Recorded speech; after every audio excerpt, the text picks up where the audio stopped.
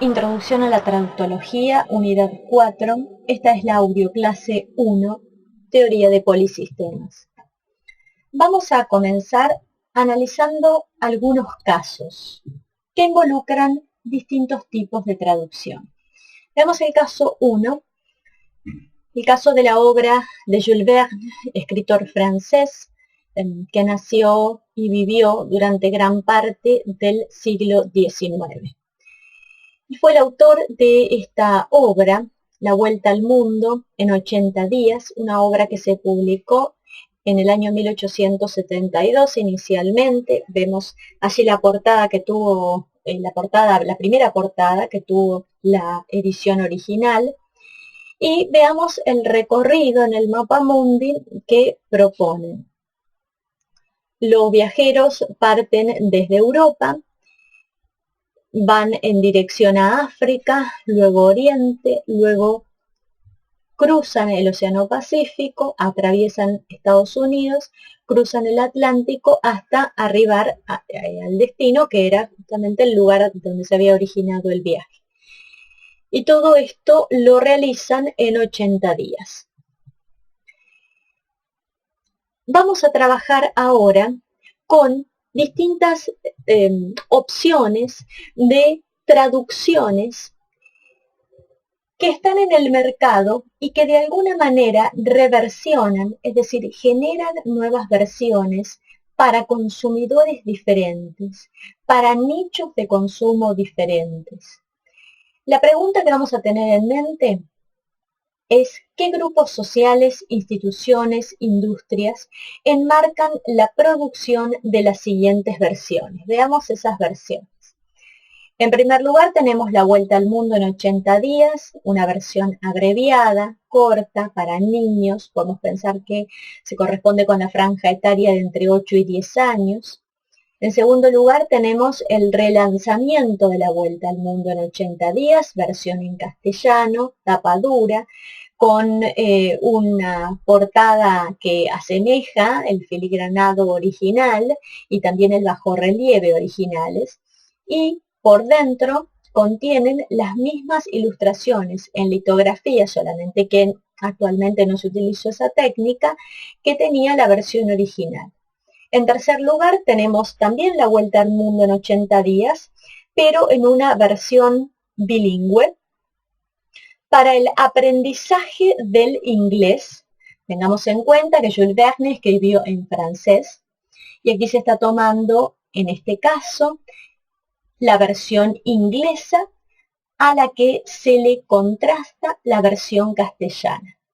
Pero lo más curioso de en este caso 1, de esta tercera versión, es que no solamente se toma como original, podemos decir, la obra en versión inglesa, sino además que se la acorta dentro de una colección que presenta libros que son, u obras que son clásicos de la literatura universal y que tienen todos la misma extensión.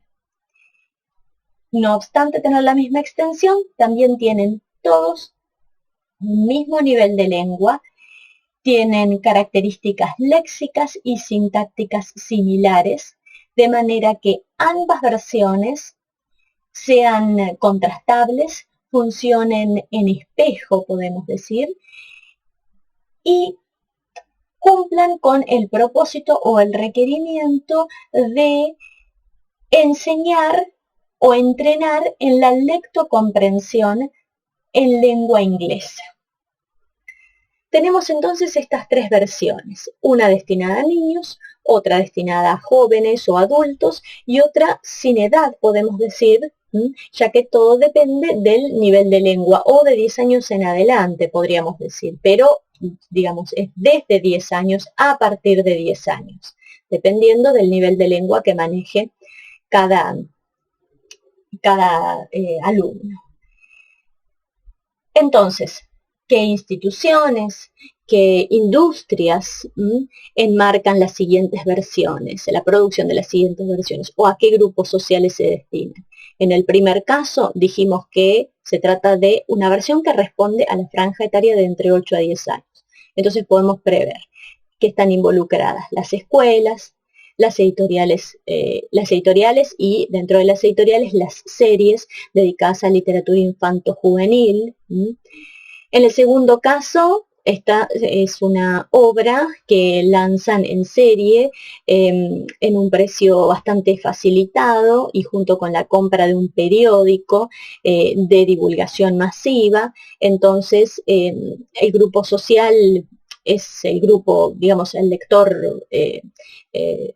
que es el lector general del periódico, el lector tipo del periódico, y por supuesto tenemos el respaldo de las editoriales con sus talleres gráficos que son los importantes inversores para la generación de estas tiradas que son masivas y de buena calidad.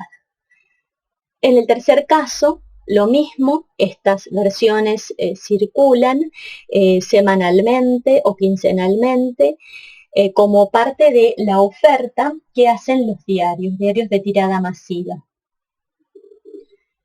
El público también puede ser general, pero sobre todo el público puede ampliarse y hay familias que podrían llegar a comprar el diario ese día de la semana o un día de la semana más, solo por poder acceder a esta publicación, digamos. Vamos a ver un segundo caso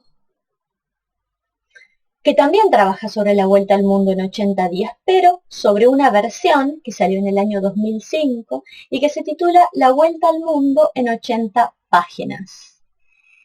Esta obra es notable porque fue parte de un programa que se lanzó a principios del siglo XXI, en torno a los años 2003 y 2006, en España para instar a las nuevas generaciones, a las generaciones jóvenes, y por jóvenes se entiende no desde 13 años, sino desde 17 años, a los nuevos adolescentes o adolescentes tardíos, a la lectura, para instarlos a la lectura. Son versiones frescas, versiones renovadas, versiones alfabetizantes de clásicos de la literatura universal, que por supuesto tienen sus características, tienen sus características textuales, sus características paratextuales, a fin de atrapar la atención de un nuevo público lector. Ya no estamos frente a la obra vetusta, envejecida, de un autor del siglo XIX que redacta una novela de aventuras en centenares de páginas, sino que estamos frente a un texto que tiene un centenar de páginas nada más, que tiene una versión absolutamente actualizada, fresca de la obra original, y que además incluye en el texto dibujos, ilustraciones, no tanto de situaciones, sino ilustraciones que son definiciones icónico-gráficas de todos aquellos términos, de todo el léxico que pueda resultar desconocido porque se está en el relato atravesando por lugares exóticos para el lector actual. De manera que en lugar de incluir un glosario a pie de página, como un paratexto, o un glosario al final del libro, como otro tipo de paratexto, que ya interrumpiría la lectura o que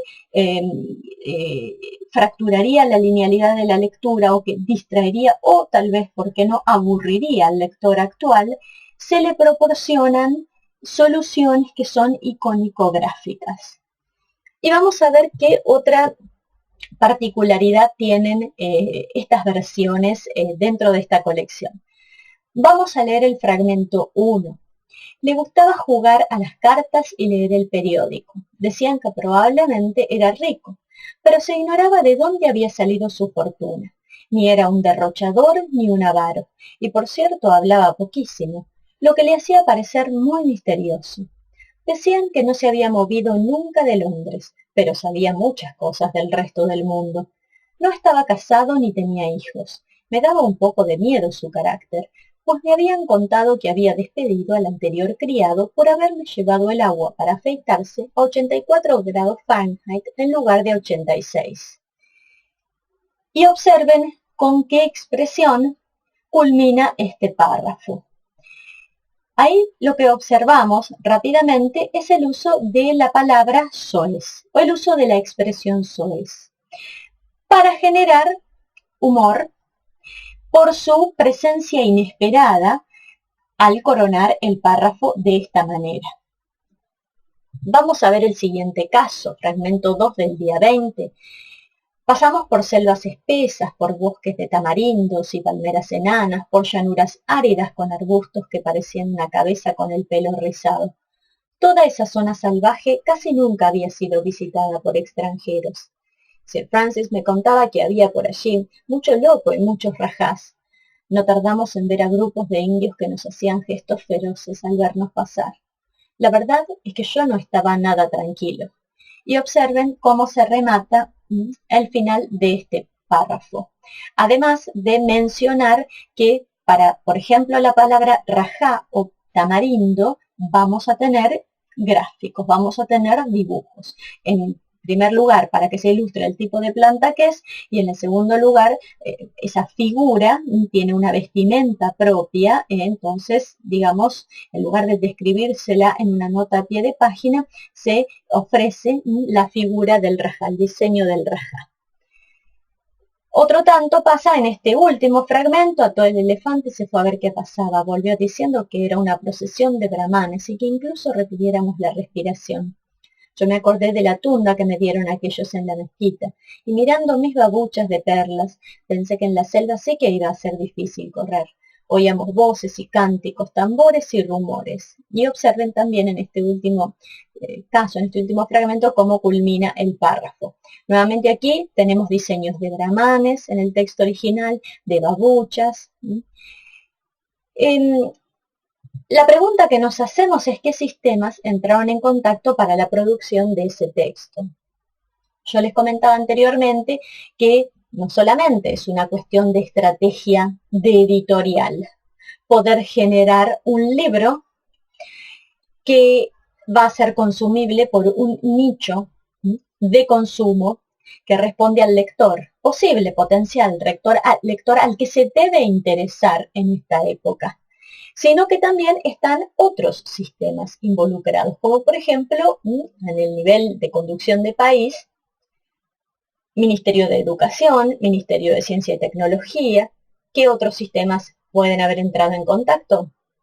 La propia escuela, a través justamente del Ministerio de Educación, la institución educativa también, ¿verdad? ¿Qué conceptos hay en juego para realizar este tipo de apreciación que tiene que ver con la justificación de la existencia de versiones conforme a las expectativas, conforme a las condiciones de consumo de un nicho particular? Los conceptos de sistema y más ampliamente, si consideramos que hay varios sistemas que se aglomeran para justificar la existencia de estas versiones, el concepto de polisistema. Es decir, que en los ejemplos anteriores analizamos el rol que tienen los sistemas en contacto para la práctica profesional del traductor, considerando que para los 3 primeros casos que vimos de la vuelta al mundo en 80 días, como para el último caso, estamos en las 4 versiones por igual frente a nuevas versiones que son producidas como parte de un proceso traductor, que implica desde luego una especie de recreación de base o de recreación de cero, una manipulación marcada de la versión original, pero un caso de traducción al fin.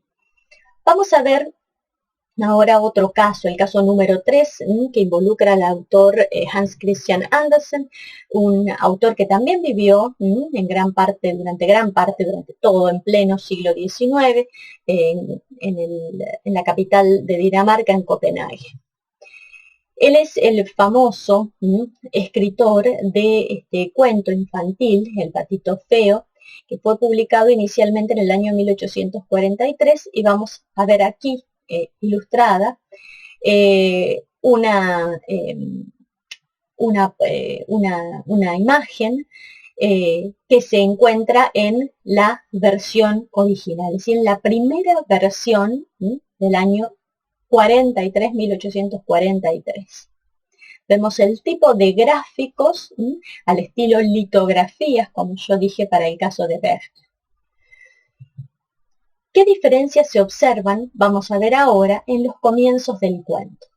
Se trata del cuento El patito feo, que fue escrito por Hans Christian Andersen, que es un autor que vivió en pleno siglo XIX en Dinamarca. Y vimos nosotros, para más datos, un icono, un dibujo, una ilustración de la versión que salió junto con la edición inicial del año 1843. Vamos a ver esta primera versión de El patito feo. Qué lindos eran los días de verano. Qué agradable resultaba pasear por el campo y ver el trigo amarillo, la verde avena y las parvas de heno apilado en las llanuras. Sobre sus largas patas rojas iba la cigüeña junto a algunos flamencos, que se paraban un rato sobre cada pata. Sí, era realmente encantador estar en el campo. Bañada de sol se alzaba allí una vieja mansión solariega a la que rodeaba un profundo foso. Desde sus paredes hasta el borde del agua crecían unas plantas de hojas gigantescas, las mayores de las cuales eran lo suficientemente grandes para que un niño pequeño pudiese pararse debajo de ellas. Vamos a ver este otro comienzo de cuento. Como cada verano a la señora Pata le dio por empollar y todas sus amigas del corral estaban deseosas de ver a sus patitos, que siempre eran los más guapos de todos. Llegó el día en que los patitos comenzaron a abrir los huevos poco a poco y todos se congregaron ante el nido para verles por primera vez. Uno a uno fueron saliendo hasta 6 preciosos patitos, cada uno acompañado por los gritos de alborozo de la señora Pata y de sus amigas. Vean ustedes que los dos comienzos de cuentos son marcadamente diferentes. En ambos casos se trata de El patito feo, pero podemos decir que el primero contiene más información que aleja las posibilidades de que se trate de un destinatario de entre, podemos decir, 4, 5, 6 años. Y es en cambio una versión que incluye más posibilidades de imaginar el entorno, lo cual nos desprende de la necesidad de tener iconos o dibujos que acompañen la escena. La primera versión parece más fiel, parece contener más detalles, parece ser más cercana a la versión original, que por supuesto la versión de 1843 no era una versión ilustrada y estaba destinada a un tipo de público, si bien infantil, a un público lector de esa época.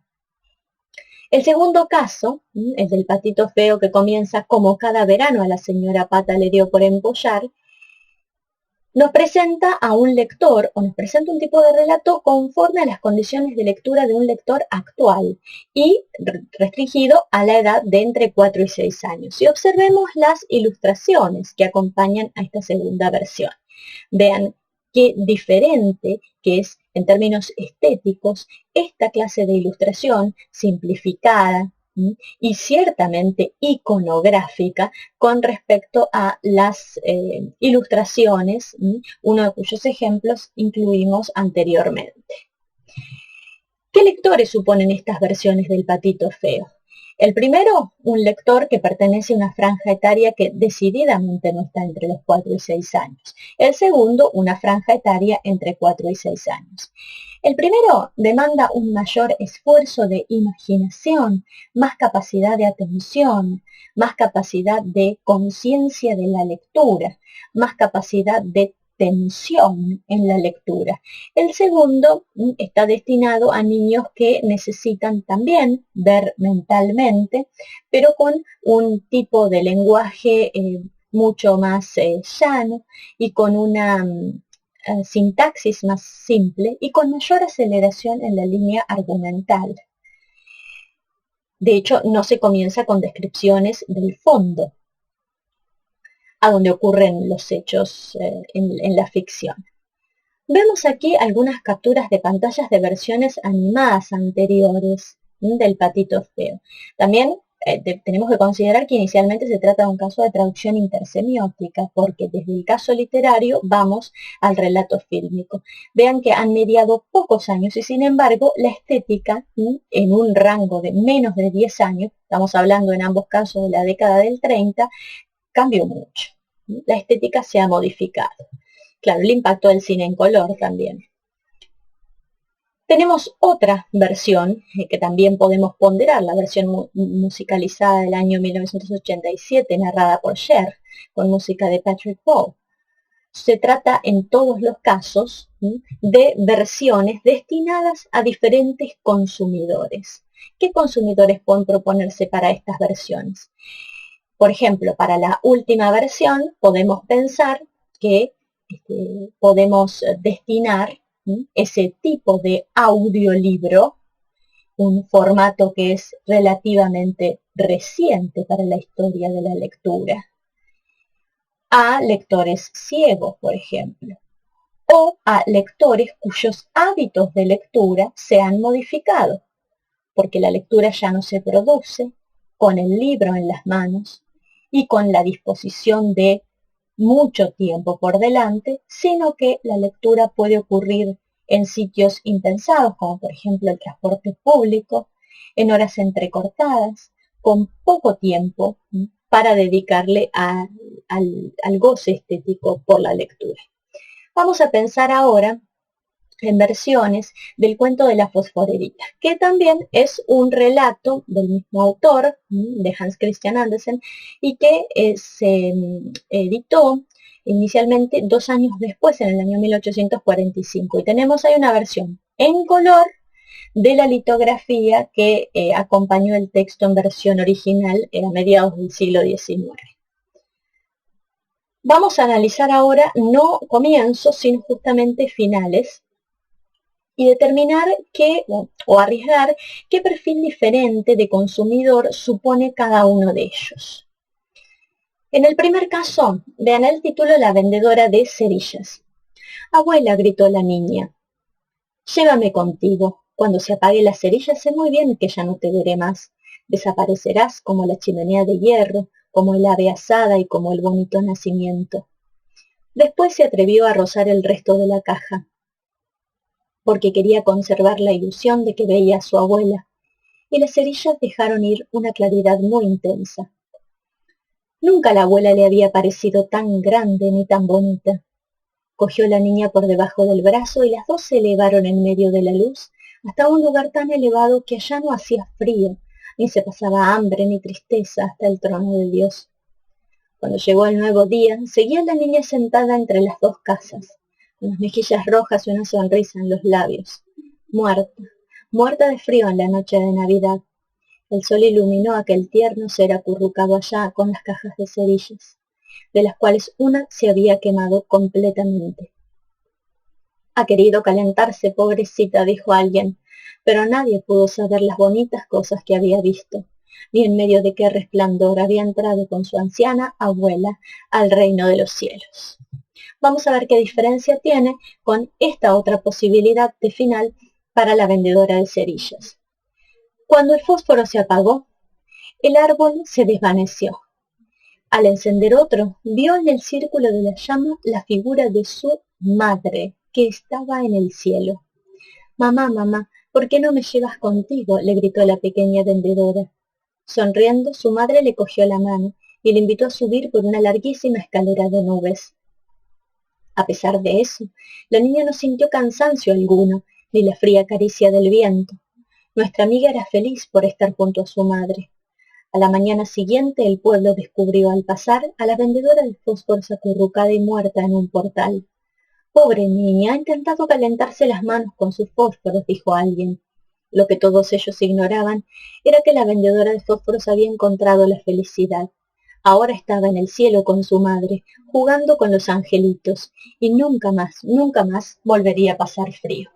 Veamos que en ambos casos tenemos la figura de la vendedora ambulante, pero en uno de los casos se habla ciertamente de la muerte, en el otro caso no. No se utiliza la palabra muerta, muerta de frío. Y a esto se le suma la cuestión de que tenemos personajes que acompañan a la niña en su tránsito de la vida a la muerte que son marcadamente distintos. Uno es la abuela, que ha criado a esa niña, y otro es la madre. En cualquier caso, la niña era huérfana. En uno de los casos, lo que importa no es el personaje, no es tanto el personaje que acompaña a la niña, sino el hecho de omitir la muerte en un relato infantil. Por otra parte, hay una pregunta acerca del concepto de normas que estamos manejando. En todos los casos, cuando pensamos en qué instituciones, qué sistemas, qué grupos humanos, qué tipos de lectores podrían estar involucrados en el consumo de estas versiones, analizamos prácticas constantes de la traducción y hábitos en la tarea del traductor. Y no solo del traductor, sino también del consumidor de textos. Y en relación con el consumidor de textos, prácticas y hábitos que determinan o que predeterminan el accionar del traductor. Es decir, estábamos trabajando con el concepto de norma o normas en el ámbito de los estudios de traducción y específicamente para la teoría de polisistemas. El concepto de normas presenta una clasificación para designar hábitos y prácticas que son propios de políticas institucionales, de características textuales o de competencias traductoras. Esta clasificación involucra entonces normas preliminares, operacionales e iniciales. ¿Qué son normas preliminares? Son políticas institucionales, es decir, conjuntos de acciones que apuntan a satisfacer grupos de consumo. Las normas operacionales son maneras de trabajar con textos originales y sus versiones, en función de características textuales o de matriz textual también se dice, o al menos así es como circula en las versiones oficiales al español de la literatura fundante. Y por último, las normas iniciales, que son decisiones al trabajar con textos originales y sus versiones, dependientes de las competencias traductoras. Entonces, ¿qué podemos afirmar acerca de las normas en estos casos? El patito feo, la fosforerita, en un caso los comienzos que vimos para el patito feo, en el segundo caso los finales que observamos y discutimos sobre la fosforerita. ¿Qué normas preliminares están involucradas? ¿Qué normas operacionales? ¿Qué normas iniciales? En el caso de las preliminares, se convocan las instituciones que respaldan la circulación de estas versiones. En el caso de las operacionales, desde luego, que tiene una implicancia la matriz textual de la versión original. Pero por sobre todas las cosas, lo que tiene una presencia decisiva y determinante en las versiones que se generan y que circulan de manera digital actualmente, están los textos que conforman una serie junto con el texto en cuestión y aquellos otros textos que en el otro vector que cruza la serie aporta un repertorio que es el que acompaña al texto en cuestión, es decir, no solamente qué versiones originales del patito feo están siendo producidas y están siendo recreadas en cada una de las versiones previas del patito feo, sino qué otras versiones de textos infantiles pueden aportar datos para producir versiones del patito feo que respondan a una memoria de relato infantil destinada al mismo nicho de consumo. Para el caso de la fosforerita, no solamente versiones previas de la fosforerita basadas en la versión original de Hans Christian Andersen, sino qué otras versiones infantiles que involucran finales en los que hay una experiencia de muerte narrada para niños de entre 4 y 6 años, aportan datos para construir una memoria de relato similar al relato de la fosforerita. y que pueden verdaderamente resultar instrumentales para alguien que tiene esa tarea frente a sí.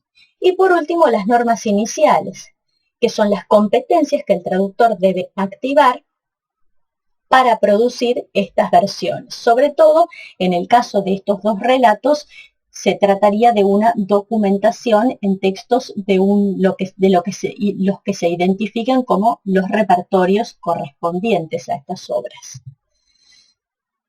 Es decir, que la teoría de polisistemas trabaja con abordajes descriptivos de la producción, la circulación y el consumo de traducciones.